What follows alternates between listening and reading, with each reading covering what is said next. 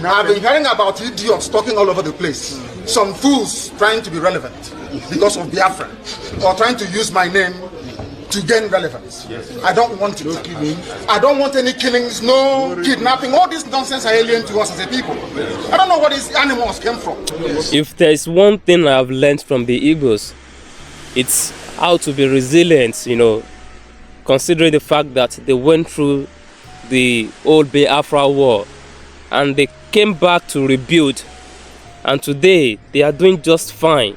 I have seen videos of Biafran liberation fighters burning down police stations, attacking military checkpoints, detaining uniformed personnel.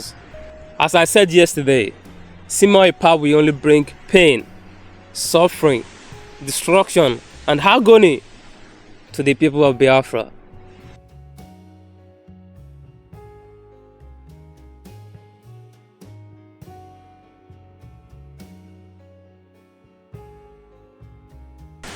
Greetings to you all in the name of the Most High. Good afternoon to everyone wherever you are watching from.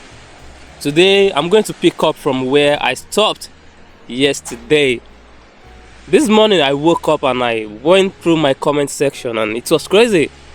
It was all about name calling, hatred and insults. That is not a problem to me. You can insult me as much as you want. You can call me names, it's none of my business. I'm okay with any name you call me, as long as you do not call me a bigot or a hypocrite. Whatever you call me, I'm good. And stop calling me Afonja. Afonja is not an insult. To be sincere, Afonja was a warlord. So if you want to insult me, you need to look for a suitable word at least. Afonja to me is like you calling me a warlord. It's never an insult, I'm not here to insult anyone. No. I'm just here to have a conversation. Just a conversation, a friendly conversation, I said yesterday, war shouldn't be the only solution. War shouldn't be the only option. And I still stand by my words. War is never the solution. If there is one thing I have learned from the Igbos, it's how to be resilient, considering the fact that they went through the old Biafra war and they came back to rebuild, and today they are doing just fine, So that is a big deal. I doff my hat. Respect. And I said those calling for war are the ones who have not witnessed war, who have not seen war, who really don't know what war is. By the way, I have a question, just a question. Why do you regard Simon Ekpa as Prime Minister? Because I saw a tweet where someone said Simon Ekpa got 50 million votes to be Biafra Prime Minister. And that got me wondering, I was like, how come Simon Ekpa got 50 million votes?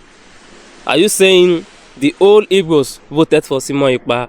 And come to think of it, that the population of the old Igbos worldwide are not even up to 50 million. So how come Simon Ekpa got 50 million votes from, the Igbos?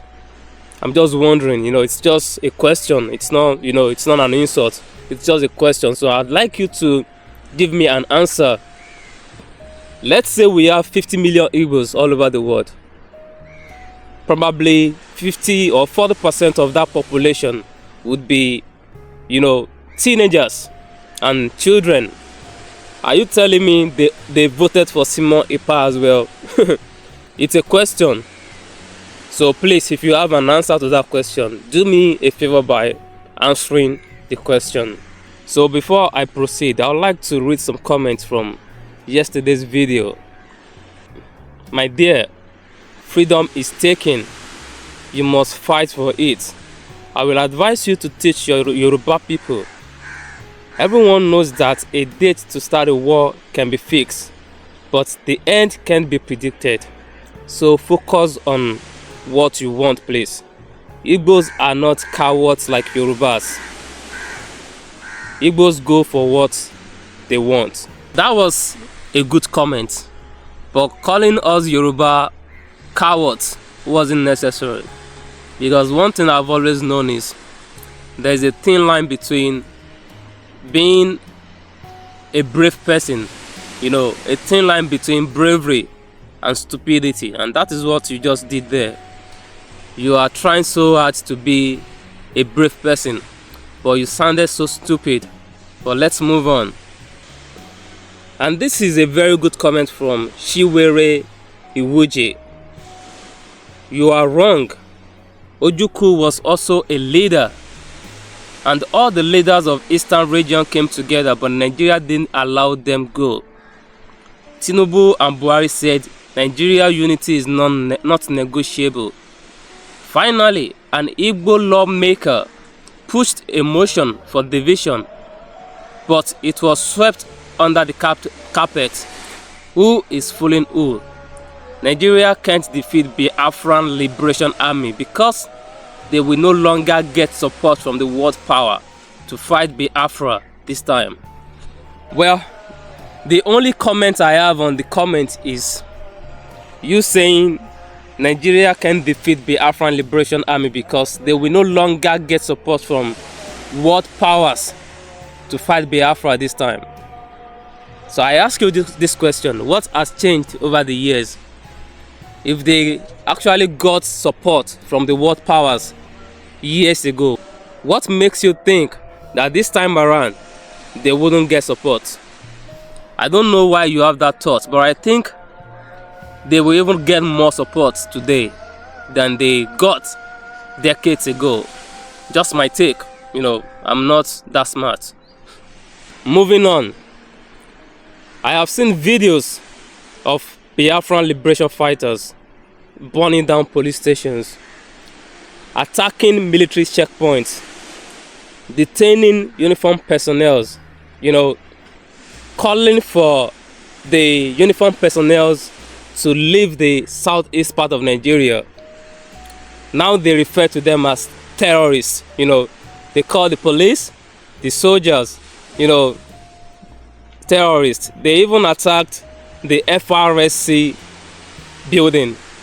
This will only escalate the situation, and that is the last thing we want as Nigerians. You do these things, then you post them online and say they have to leave Biafra land. This terrorist has to go. The last time I checked, you say it's Biafra land. Fine. If you get Biafra, it's okay. You can ask the terrorists, the people you refer to as terrorists, to leave.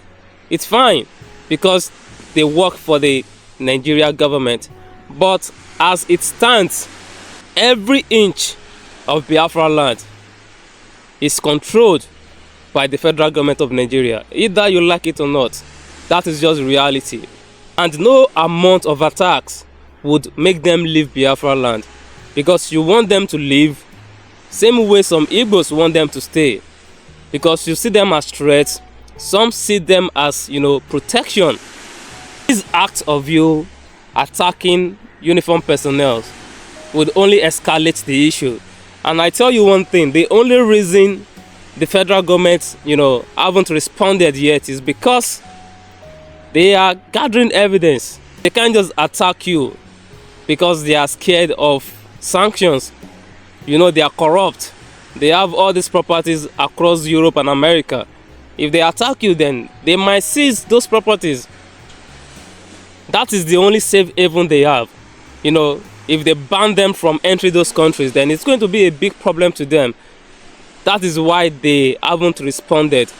But they are gathering evidence. They attack, so they can show the whole world that this is why we attack.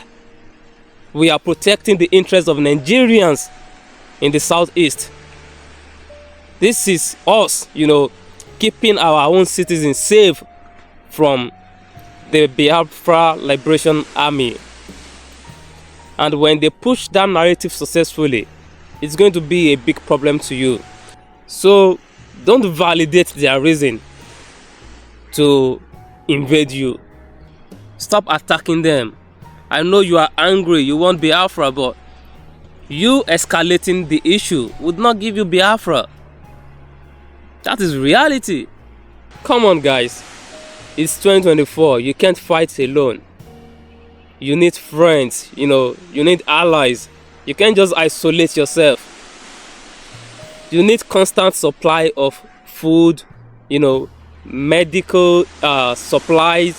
You need non-stop supply of ammunition, and it's impossible to isolate and fight alone. You need to make friends. You need allies. I understand that emotions are high right now. You are angry. But sometimes you just have to do away with the emotions and the anger. Because at the end of the day, emotions, anger means nothing. As I said yesterday, Simon Ipa will only bring pain, suffering, destruction, and agony to the people of Biafra. This is not a time to be emotional. It's a time to have a critical thinking.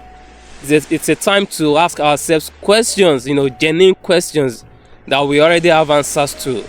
War isn't the solution. War is brutal. War is cruel. War is destruction. Say no to war. Say no to war. I remain Ayo Tade. Thank you all for watching and see you guys on the next one. Peace out.